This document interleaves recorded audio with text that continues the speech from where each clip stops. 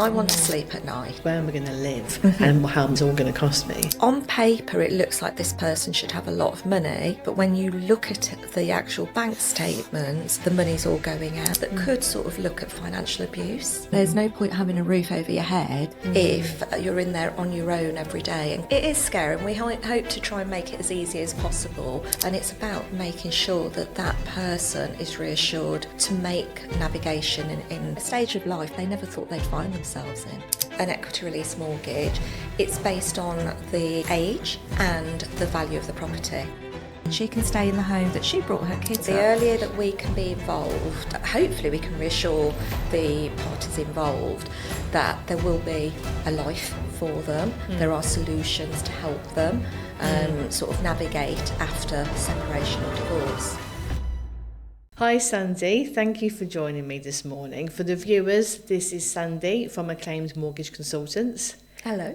Thank you for coming in. So really today I just wanted to have a chat with you about the work that you do and how you help our clients. And what we always say is get the clients in early to speak to you and speak to financial advisors. Do you agree? Absolutely. The earlier that we can be involved, the earlier that hopefully we can reassure the parties involved that there will be a life for them. There are solutions to help them sort of navigate after a separation or divorce. Yeah. So it's never too early to talk to us. And just so the viewer knows, what exactly do you advise on? Okay, so we advise in all mortgages, from a first mortgage to what we call later life mortgages. That includes what is commonly known as equity release, whereby when you're older, we don't necessarily need to look at your income to see what you can borrow. So it's perfect for people that are getting divorced in a later stage in life. Which is quite common at the moment. We're having a lot. Absolutely. So when you look at the equity release then, is that more looking at what's equity they've got in the house? So the way it works is to get an equity release mortgage, it's based on the party's age and the value of the property. So the more value that's in the property, the more hopefully that they can raise to either buy out their ex-partner and stay in what was the matrimonial home, or to put as a deposit on a new property and borrow a little top up to be able to start their own life again. I suppose that might be scary for some clients. You don't want to borrow again then. Absolutely. It is scary, and we hope to try and make it as easy as possible. There are so many solutions now, but what we will always look at doing is to reassure them that for some people, it might not be appropriate to make payments on a monthly basis. They might only be on a pension income. They might not have the capacity, the financial capacity to do so. So the types of mortgages that we can advise on does mean that they don't necessarily have to make any payments at all. Oh, okay. So that's where it can be helpful for much older, I say much older, it depends, define older, for older clients that don't have an income. I saw a lady yesterday, just as an example. Now, she is still working, but her income is minimal. But it might be, while she's working, that she borrows just enough to hopefully buy her ex out of the property, and she might be able to maintain some small payments on the mortgage, but not a contractual payment like a normal mortgage. Okay, so she's then able to stay in the house? Exactly. It just means that she can stay in the home that she brought her kids up in, and while she's navigating such a huge transition in her life, it's better to sort of keep things as simple as possible. So that must have been really reassuring for her then to come to you early. Absolutely. And know from day one, actually, I'm going to be okay. Because that's the main thing that people worry about, is where am I going to live and how much is this all going to cost me? Yeah, absolutely. And I mean, with that, we're so early in the process, but I could see what she needed was reassurance. So I've looked at two options, one of them being buying out the other party, but obviously it depends on what the divorce leads to. Yeah. And the other is, if it came to having to sell the house, how would that look for her as well? And just that reassurance, it's probably going to be 6, maybe 12 months, maybe longer. It depends how long these things take. But she knows there is a future there for her as far as a roof over her head is. So it's really important people come to you early on. Absolutely. And we don't mind doing that. We don't mind talking to people early, even if it's not going to lead to anything for quite a while, because our main aim is we like working with people like yourself, and it's about making sure that that person is reassured to make navigation in a stage of life they never thought they'd find themselves in. Yes, and it's so daunting with all the decisions that they have to make. If that one is ticked off partially off their list of to-dos, and also it's helpful for us to know that actually we've got a bit of an idea as to that we could argue for her to stay in the home because of X, Y and Z reasons. Exactly. So your input is vitally important. We're not insured to give that advice. No, absolutely. We rely on you. And we can put that in documents if needed, that will help the negotiations that you've got to do. Yeah. So we know what's going on at the beginning. We then sort of let you guys do what you need to do, but at least that person's reassured through the whole process. Yeah, okay.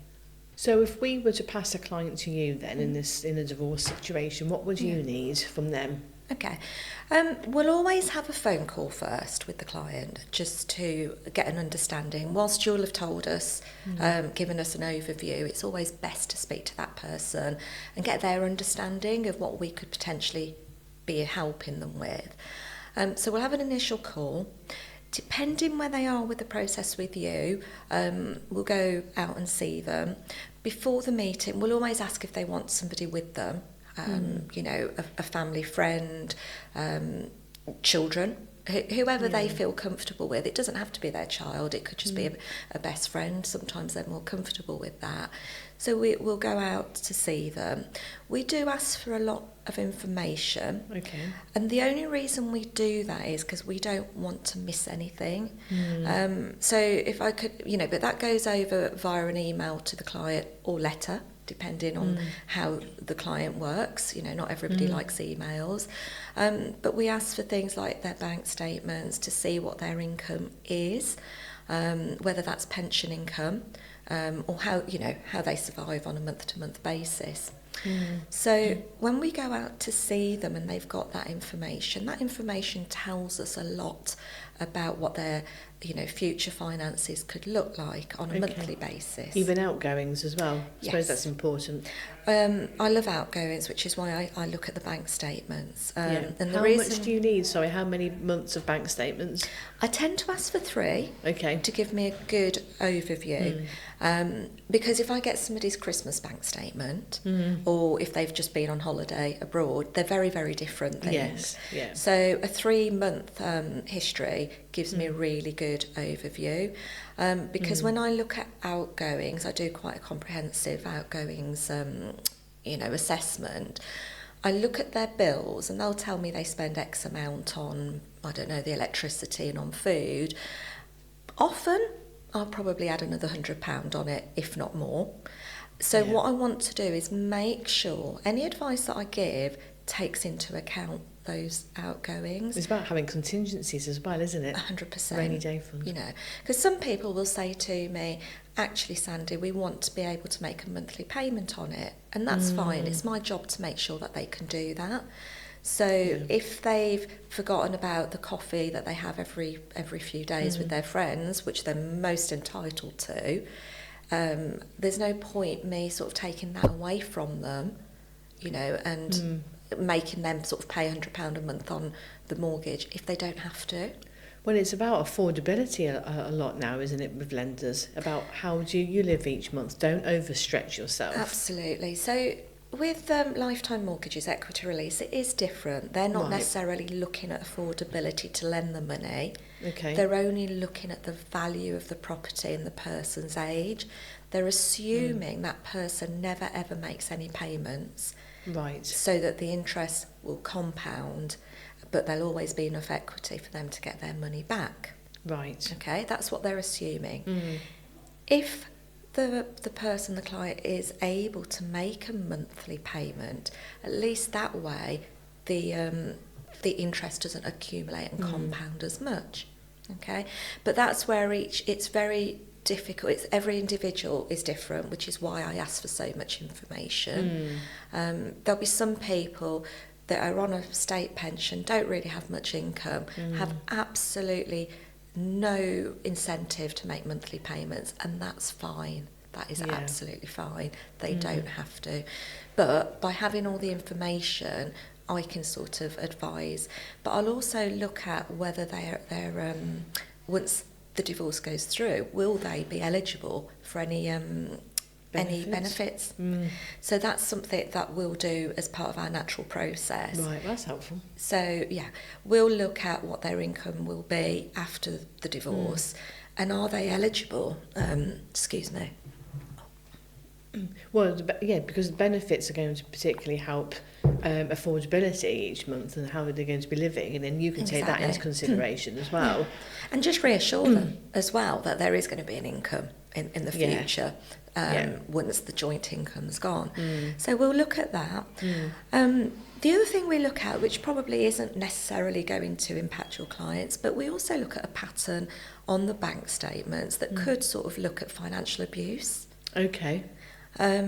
So that's part of my role in my role of dealing with older clients. We always have to look more.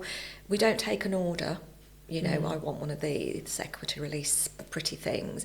We look at what's going on in their lives. Okay. So in the past, just to give you an idea, I've seen financial abuse from children, parents sort of making bank transfers all the time to a particular child, £5 here, £100 there, £10, but there's a pattern. So it's not just to help them out in an emergency then? Right. There's a pattern. So on paper, it looks like this person should have a lot of money disposable to them, but when you look at the actual bank statements, the money's all going out. And then you sort of see where it's going, and then you then have to tread carefully and ask that question. Right, so it's more than them just giving potentially an early inheritance or a gift. It's actually, as you say, a pattern of regular spending. Yeah, it could be that the child, grown up, but the child has got alcohol problems, their own problems. Right. But those are the sort of things we've uncovered, as well as carers abusing. Right. So that's one that I've seen when there's lots of £10 notes £10 notes, I assume they're £10 notes going out of the ATM. The client's not really fit to go and do all those transactions in one day. And then when you ask, again, on paper, they should be able to afford what they're doing, and they can't. So there is a method to my madness in being so nosy. But I do reassure the client the reason I'm asking is for their benefit and their benefit alone. It's just that I can make sure there's nothing behind the scenes that we need to be aware of. Yeah. I don't miss anything when I'm advising them. If they're eligible for benefits, we're ready that they can apply for those benefits as part of the whole transaction. The transaction itself, I should say, in a divorce situation can only go ahead if everybody is agreeable. So you've already sort of come to a financial arrangement. I don't know what the proper word is for it. A settlement in an order. That's it. That's the only time it can go through. The lenders won't allow it to go through with it being that the order's going to be made after. It all has to be simultaneous. Right. Okay. The reason being the lender's protecting themselves as well. So if they were to lend the funds and then the order hadn't gone through and the other I don't know how, from a legal perspective, how it would happen, but if then they had the other party wanted to try and sort of get more money out, I don't know how that works, but the lender protects themselves. Well, that seems like a wise decision, Yeah, doesn't it? At the end of the day, they were going to want their money back. Absolutely. So that's why we work closely together to make sure that we're all on the same page, really. When we go through outgoings, we have a comprehensive Excel spreadsheet where and when people go through it, they think, oh yeah, I forget that I donate £10 to the RSPB or whatever. Loads of other charities, a gym membership that they never use, that they just haven't cancelled, and it all adds up. Yeah. Because for us, we have to now explain to the court in a lot of detail what their financial situation is going to be post Absolutely. order, and for us to know that it's affordable and that they're going to be okay, Yeah.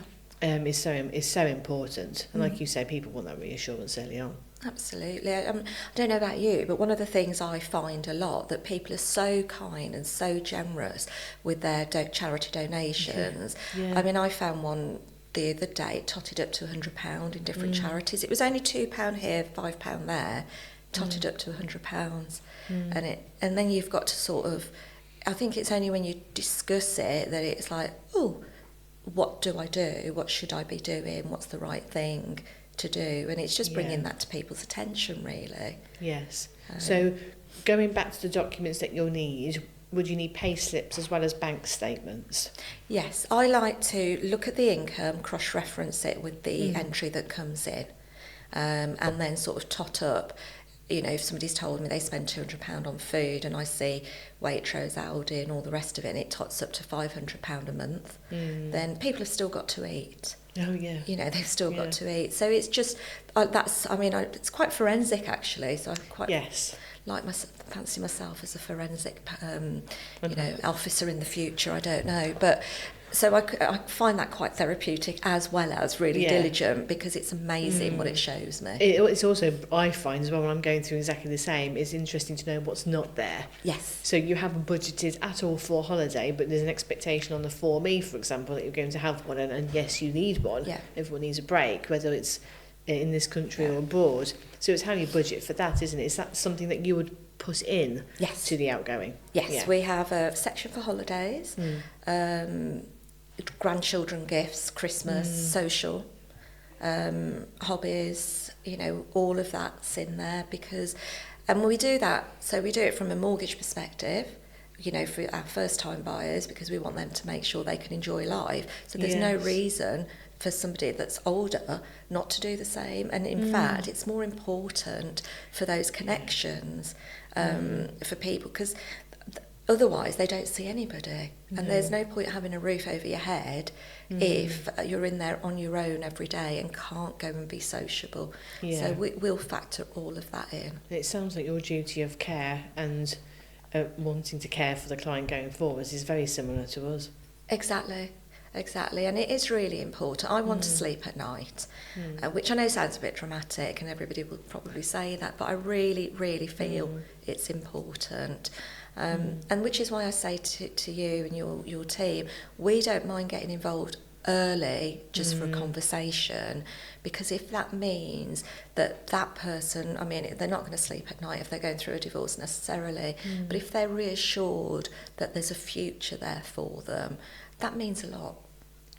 That means a lot to us. And the financial abuse is another thing actually I hadn't thought about, because sometimes we will see these unusual accounts and entries and we'll ask about it, but they don't always open up necessarily, especially so early on. But to have somebody else involved as well who also cares, it's building that trust and that rapport with somebody and hoping then that they know we're here to help. Please tell us what's going on the ground. It's definitely, it's a difficult one, I have to say, and I think that's grown with age and experience. I think I usually sort of say, well, tell me about this. Tell me what this is and explain it to me a little bit more. And sometimes actually having a stranger that they haven't met yet is actually quite a relief, that they can talk to you about it. So I'd actually say it really saddens me, it really upsets me, but it's also really rewarding when you can get that sorted. Yeah, well, that's really helpful. Thank you so much, Sandy, for everything this morning. No, it's been a pleasure. It's something that I'm quite passionate about. I can tell. You can tell. Yeah. That's important. The clients need that. It's not going to just be a rushed job. Oh, God, no. Because that's where I think mistakes would be made. No. I mean, you're dealing with something so important, a mortgage. That affects your monthly outgoings and how you look after your children and everything. You know, what you can afford for them. It needs to be done correctly. It's emotional. It's emotional, and there's no time limit on that. No. True. Thank you so much. No, pleasure. Thank you for asking me.